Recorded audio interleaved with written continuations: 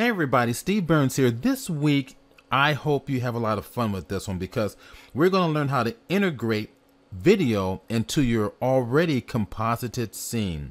Whether you did digital painting for your scene, whether you did photo compositing, what we have here is a couple of different videos integrated into our entire landscape here. So we're going to start from scratch, build this up to give you a nice workflow and concept as to how this is accomplished. So I chose to begin with this base image here of a shot that I did in Santa Cruz, California. And this is a Pigeon Point lighthouse. Beautiful. Actually, we're on the north side of the lighthouse where we get these beautiful rock formations down in the water. So I shot this particularly for a compositing assignment like this. So what I did is with my camera on the tripod, I photographed this scene, a still image, but I also photographed some motion video. Since the camera's on a tripod, it's pretty much easy to do. Now, when you guys do yours, you're probably going to be using your cell phone cameras, and your final assignment doesn't have to have anything to do with water. You can use like moving cars underneath the bridge or something, and use that to composite into maybe a skyline scene or a forest scene or whatever you like. So I'm going to let you guys be completely creative and create your own theme, but I want you to have some video integrated into that scene. So this is just one small example of what you can do. So use your imagination, go out and take your cell phone camera, or if you have a SLR or a video camera, you're welcome to use that. Photoshop's going to accept MP4 files or MP4 or MOV files, which is your QuickTime files. It reads those all too well, which we're about to find out. Now, I think what I like to do is composite another sky back here. And now what I could do is do a little channel technique that we've done before, but we're going to do something a little quicker so we can get right to the video for this particular image. So I'm going to go over here to my quick selection tool, or better yet, I'm going to go to the magic wand, one of the older selection tools, and I'm going to tap here, and notice that I tapped here pretty close to this color of the blue sky because it will recognize instantly that there's a horizon here between the ocean and the sky. By tapping on this darker color of blue, it recognized a deeper value of blue, and then it spilled off further out from there, and it did a really good job. Now from here, I'm going to go ahead and hit the Q key to go to quick mask mode. Now, if you notice that the red overlay is pretty dense, you can barely see anything. So to change that one, just double click on the quick mask icon. I have 100%, and I'm going to go to 40% and hit OK. Hit my Q key again, and there we are. Now I can see everything behind it. All right, so that happens to you. Now you know how to get out of it. Now I want to take away these poles in here, so I'm going to utilize my brush, and I'm going to go get a nice soft edge brush. I should have one over here somewhere, and there we are. And that has my tablet properties associated with it. Bring it down. Now again, if you don't have a tablet, then just simply use your opacity settings up here. Now I accidentally drew with black, so I'm going to wipe it away with white. There we go. Now I can see definitively what it is I'm going to be keeping and going away, because that red overlay is a lot less dominant. So I'm wiping away the red off these poles here, and so I don't have to worry about them later. Okay. All right, I'm going to space bar, pull it on over. You can see some of the top portion of the lighthouse is missing a little bit, so hit the X key to paint with black and go ahead and put that on in. All right, so this is going to be a quick little down and dirty way of selecting this stuff, and I think I'm gonna hit the X key and just get rid of all this right here, because we're not going to see it anyway. All right, let's go back across, look at the image, looking good here. All right, so I think what we'll do is we'll hit the Q key again and go back to my selection. We would like to keep the landscape and get rid of the sky. So I'm going to inverse the selection. The shortcut is Command, Shift, and I. Remember, Command I is invert, add the shift key, and that's going to be your modifier for invert your selection. Now, from here, let's go ahead and give it a layer mask. Target the mask right down here in the bottom. Turn off the other layer underneath it, and there you are. You have a nice clean selection of the sky. And I'm thinking of actually including a little bit more sky in here. So I want to kind of change my proportions a little bit. So I'm going to hit the C key for the crop tool on the keyboard. Bring this on up. Resize it upwards. And hit enter on the keyboard. And there we are. So I had resized it downward a little bit. So I'm going to go ahead and go ahead and reselect it again and just get my bottom section back. If I want to go back and redo it, I can anytime. So it's all non-destructive. All right, so there we are. We've got the mask is in there. It's looking pretty good. In fact, what I think I would prefer to do on this one, and this is one of those situations where if you forget to make a smart object, it's a little trick to make the smart object, but also maintain the mask so that you can see it. Right now, if I make it a smart object, the mask is going to be included inside. I'm going to watch. Right click, come right over here to this to the layer. It'll be a right click here and create a smart object.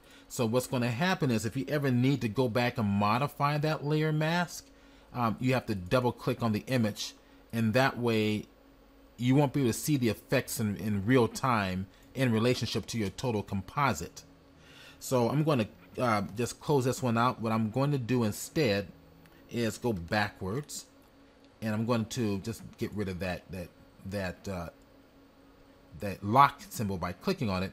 I'm just going to drag this temporarily right there, just temporarily. I'm going to right click, make that a smart object, and then we'll just drag the mask right back on top, and there we are. So I'm going to close this one out on the bottom. Now we've got our smart object, which means we're going to add smart filters, make any modifications, and you'll get to see the benefits of doing it this way. So if I need to go back here and modify this mask in any way, I can see it in real time in relationship to the rest of the composite in the scene. I don't have to go into the image and be blind as to what I'm going to see as I'm working. All right, now let's go and bring in some a new type of a sky, because the one that we had was pretty boring, and I think we're going to grab this one. So if I go to my windows and arrange and go to tile vertically, hit my V key for the move tool, drag this on over, and there is my sky. Let's go ahead and close this on out, and let's put this underneath it. All right, there we go. All right, so there's a quick little landscape compositing workflow, and we want to make sure that this is going to be a smart object as well. And I think I'm going to add some contrast and some color changes to this. I think I would like this to be a lot warmer lighting on both of the images. So if I'm going to add, first of all, let's do a curve. Let's go to Command M, all right? Or you can go to your image menu adjustments and add curves directly to that particular layer. All right, so I have my curves, and I think I'll give myself a little bit of a richer, more dramatic tones down there, lower tones. I can also bring up the higher tones a little bit, get more of a dramatic looking sky. So adding a point, bringing it up, there we are. Maybe I'll bring down some of the mid-tones just a little bit to get a little more color going on in there. And that's target OK. So we have a smart filter, and so we can edit this anytime. Let's go over to our landscape and apply this same technique. Image and adjustments, and target our curves. So we'll do the curves for this one. Now, I would like to give this a little bit more of a warmer color, a little more contrast, but a little warmer color. I'll start with the contrast just to bring them down just slightly, bring up the brights a little bit. Now I'm going to warm it up by taking out some of that blue, particularly in the mid-tone area. So I'm going to target this blue and pull it down slightly. So going up, it's going to add more blue light. Okay, I've got that bluish line designated. Nice little visual connection that we're dealing only with the blue channel. And the opposite of blue is yellow. Okay, so I'm going to add a little more warmth to it. And let's go ahead and get in a little closer so you can see what's going on here. So if I do before and after, okay, you can see that. Let's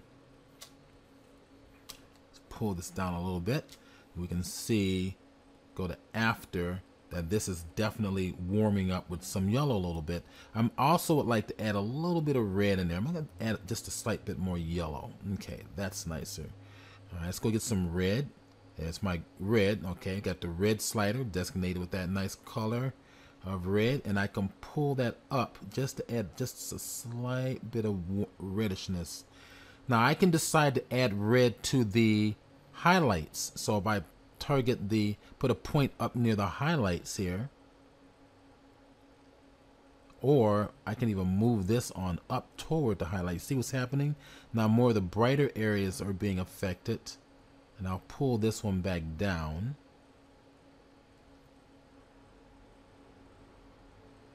Here it is. There we go. So we're starting to affect, the reds are more inside, or being targeted more in the brighter values here. Okay, giving a much more of a warmer look. All right, now I can go back to the RGB composite, which is dealing with my contrast. And because we add yellow to it, it made some of the lower tones give it a little more of a brighter feel, like less contrast. So we can always affect that by pulling the darker values down a little bit. Let's pull it out of the way so we can see the effect. Okay, that's looking a little better. So I'm gonna go ahead and target OK. Hit Command 0. Here we are.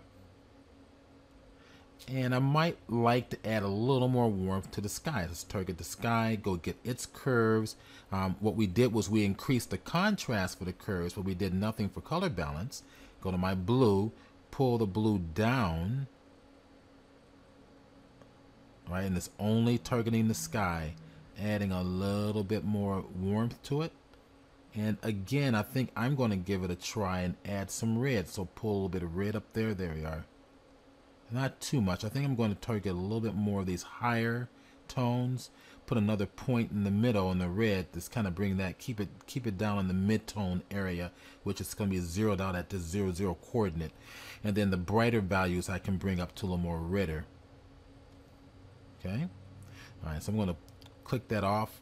Okay, that's a little bit better, because we can make changes locally with other adjustment layers if you like later on. All right, so there it is. That's going to be just a quick down and dirty simple composite, which now we're going to actually put some video into this. We're going to change this landscape just a bit.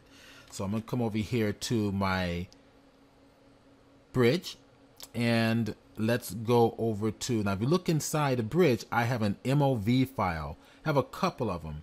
I've got one. Let's go ahead and pull this on over, enlarge a little bit. I have one that's giving me some nice motion of waves for the upper portion of my composition. But for now, I want to also change the background of my landscape, the bottom portion of my landscape.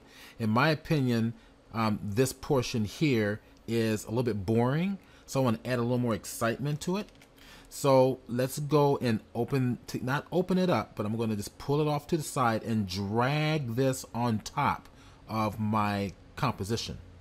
What that's going to do is it's going to take that MOV video and alter it into a smart object, as we can see right here. So I'm going to hit enter. It placed it at the very top, or not at the very top, but underneath. So let's go ahead and pull that to the very top and pull this. Now I'm going to kind of get a feeling that I want to actually keep this bottom half of the landscape, but I want to get rid of this upper half. Now we're going to work like a painter. I'm going to hit Command T, just enlarge it a little bit more. Okay, it's a smart object. We can do it. It's maintaining all those video frames. Once it's done, I'm going to click Enter on the keyboard, and it's committed. I'm going to hit Command S to save this so there's no mistakes. Now, bring down your opacity so we can see where we want to composite this. I'll just move it around. You can see through it just a little bit. I'm thinking I like this here. I'll bring it down to here. And I'm just guessing for the most part, but let's go ahead and bring up my opacity. How about if we do some, integrate this? So target this with an adjustment layer. Hit my B key for my brush. Nice soft edge. We're going to make some subtle gradations. I love the softer edge brushes because it's really easy. I'm just going to just paint it out. Okay. And look how well it just integrates that there. Okay. So if we get in closer, and we can turn the layer on and off. And I do this all the time. Whenever I composite anything, particularly with the layer mask, what I do is once I apply the effect of the brush to include or exclude localized information, what I will do is turn this on and off and keep doing it so I can determine what I want to keep and what I want to go away. Now I'm going to just look over here to my left hand side.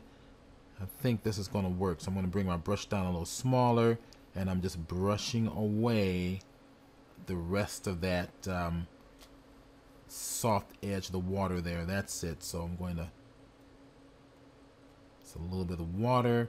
I might include a little more, so hit the X key, just exploring. I might include a little more water just up there. Okay, so I'm going to pull this down. I'll include that just up here. Let me bring it all the way across. I kind of like this. All right, let's bring it all the way across. Not bad. Now, turning it on and off and on and off, assessing what it is I want to keep. Hit the X key. There's some little elements back here I want to get rid of, like these little things right there. Okay. All right, now Command S and save the video. Let's alter its color and contrast. There's much more of a warmer lighting back here. This is a smart object, right? I should be able to go to my image adjustments and target my curves, right? I should be able to apply it to it. Oh, it looks like I can. Now, let's go ahead and I'm going to bring up the brightness just a little bit. Just a teeny bit, midtones overall. Oops, let's go ahead and pull that out. Just pull them off.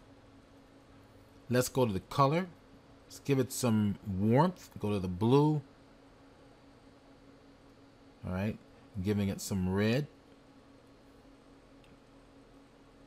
Or yellow, not red, but more yellow. Now it's getting that greenish feel to it.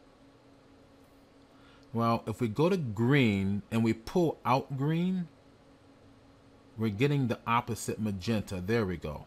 That's looking much nicer. I might add just a slight bit of red in there. Go to the red and pull it up slightly, particularly in the higher tones. Just slightly to get some warmth, reddish warmth. And I'm going to lock down the midtones here. So it's just a slight movement. So if I have this targeted, don't forget we can use the arrow keys to kind of nudge this around a little bit so you can get finite tuning of your color. All right, and that's looking pretty good. Let's go ahead and take that down. I'm gonna hit Command S again so we can save this. So far so good. We have the bottom portion composited, looking pretty good. Now let's go and do the top portion here. I might want to I want this top portion to animate as well. Now we want to kind of test this out to see what it looks like at this stage in the game. So a good way to kind of get an idea how your video works, how your video is going to be looking overall before you start compositing other video elements, is that you're going to view it through utilizing your timeline. All right, let's go ahead and pull this on up and go to Window menu, and you're going to target your timeline. Now, this immediately shows you, or I should say, it's going to take every layer and it's going to give it a timeline, which means that you can animate it in some way or some form. Here, and it's brought in my videos. So if I take this little scroll bar here and bring it over, we can see the water is moving. So this, now you can see how well your composite looks up there. And it's looking pretty darn good. Okay. All right, not bad. Down here on the bottom, let's go ahead and pull this up. I'm going to double click this so it minimizes it. It's the length of your animation completely. All right. So if you want to make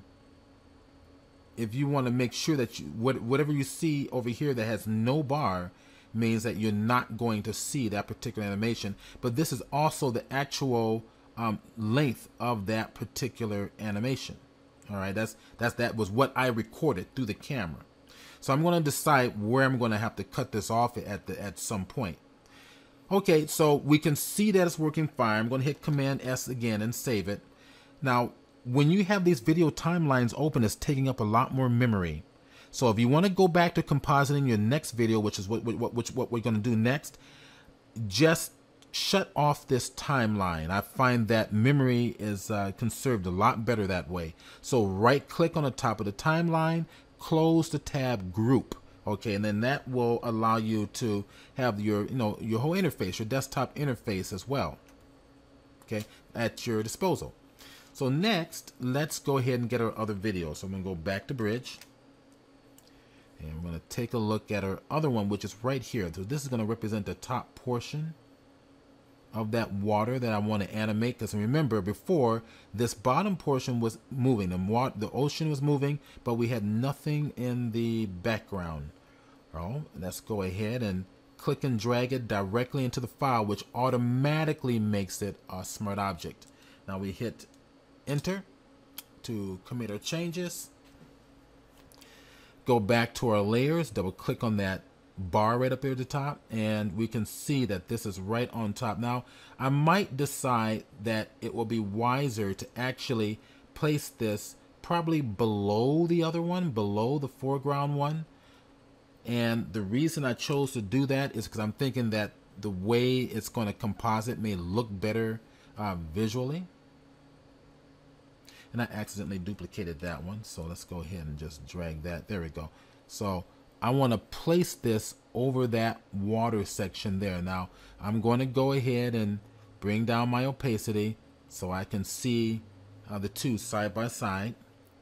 Get in a little closer, and I'm going to move it around, and it doesn't have to be perfect. In fact, I think I'll enlarge this just a little bit more.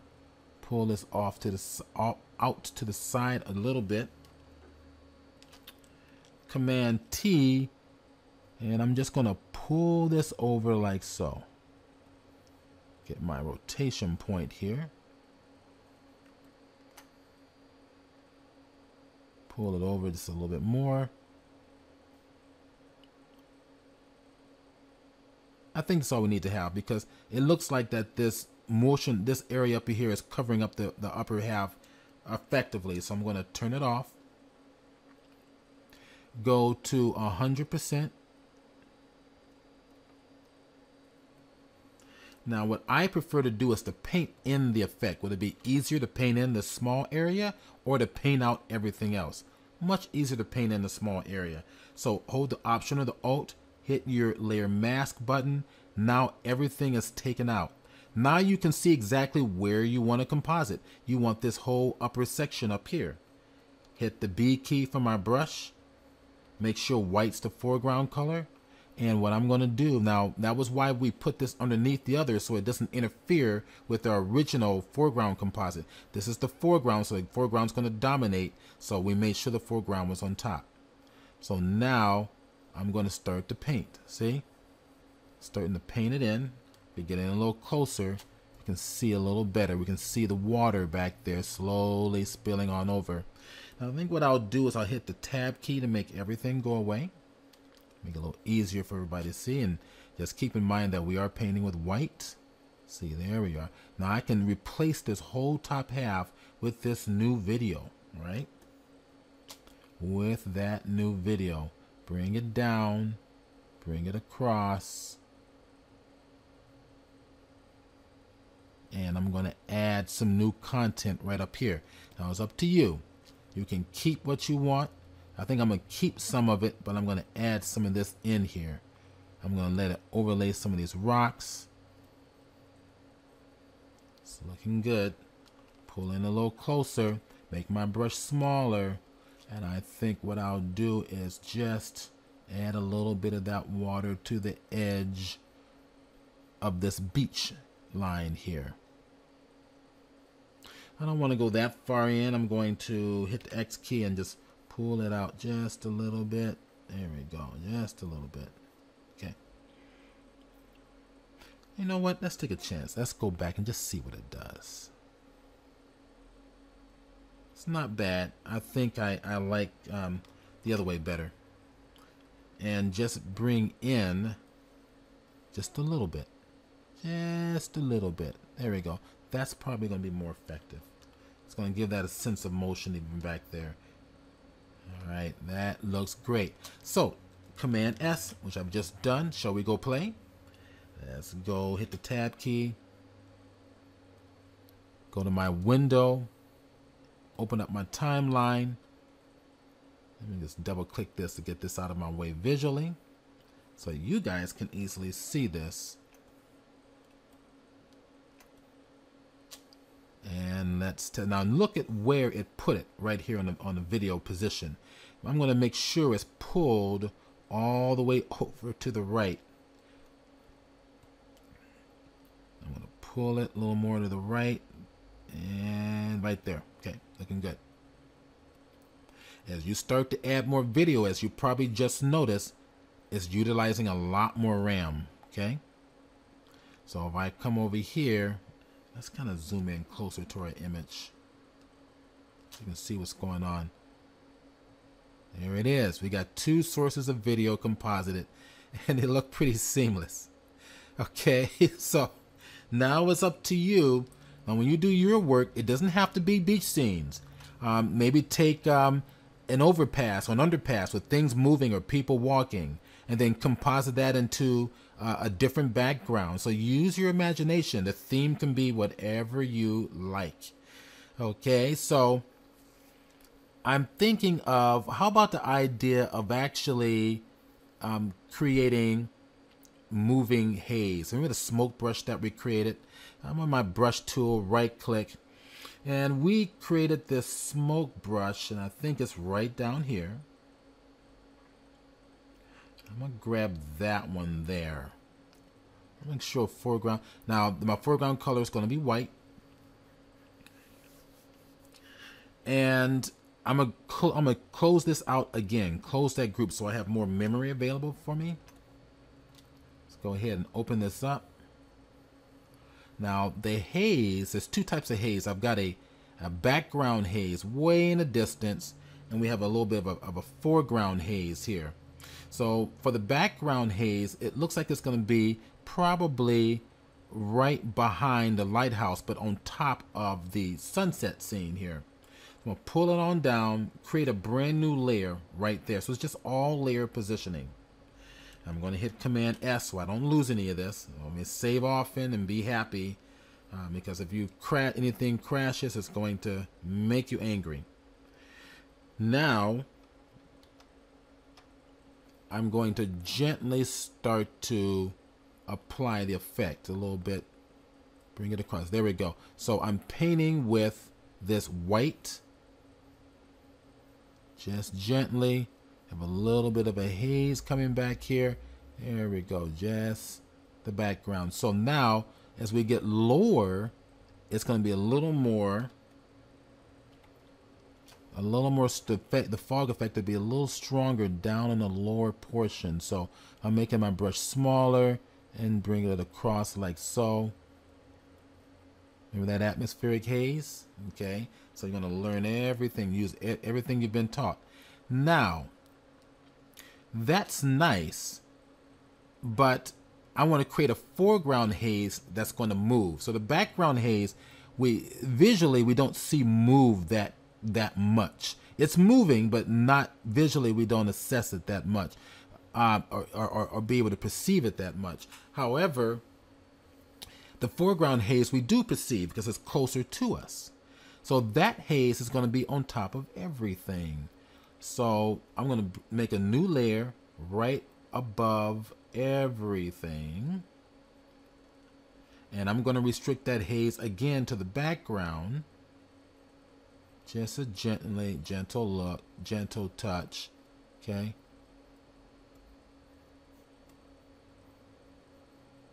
I'll make it a little more hazier in the back than in the front.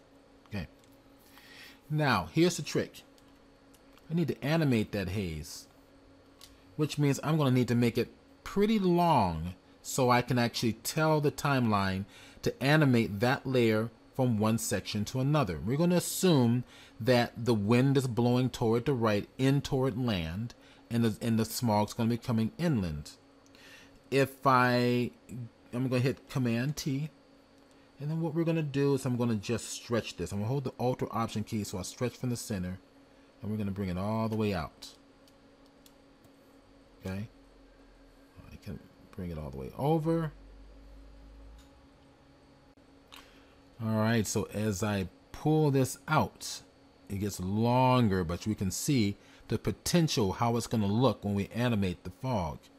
Okay, so I'm going to pull it all the way out. And I'm going to zoom down. Let's pull this all the way out. There we go. All right, so that's what we're looking for. Just something long enough that we can move from one end of the frame. Go to my V key. Now, to help you here, hit the Command T so you can see where things are. And if you hold the Shift key, you can, constrain that to right about there. So I'm going to start there. Okay, hit Enter. So that's where it's going to be. All right, hit Command 0, pop in fully, and now you can see where I can start animating things like so. So, Command S, let's save that again. Now, let's go to your video timeline, all right? So, pretty simple. We can animate things on the timeline. There's my haze. It placed it where this playhead was last left. All right, so I'm going to click and drag it and bring it on over and connect it there. Okay. All right, so to animate this, we're going to drop this down. Go over to the sides here. Okay. Let's go over here and double click on get that out of the way. Make sure my toolbar is out of the way a little bit. And right over here in the layer, and we can rename this, right? If I go to my layer, I can go this and call it fog. And of course, it's going to update on my video timeline. So double click again, call that one fog. There it is. And it updates on the timeline. So it's just the actual layer being animated here. Okay, so let's go ahead and double click it. Let's drop the fog down. We have a position. We also have a keyframe. So if I hit the stopwatch symbol, which is what that is, that's for position, it adds a keyframe right here. So all I'm going to do is tell it to go to the end of my video right about there. Okay. And we're going to stop the video here. And we're going to move that fog all the way over to the other side. So hold the Shift key to constrain it to one direction while I have the Move tool targeted. And just move it on over like this. And then keep going. Release. Still holding down the Shift key. There. That's the end of it. I'm going to stop it right about there. And it automatically placed another keyframe over to your right. Okay. So if we pull it back, see, now look at that. Now the haze is moving with the water. Pretty cool stuff, huh? All right, so next let's learn how to export this out to create your MP4 file or your video file.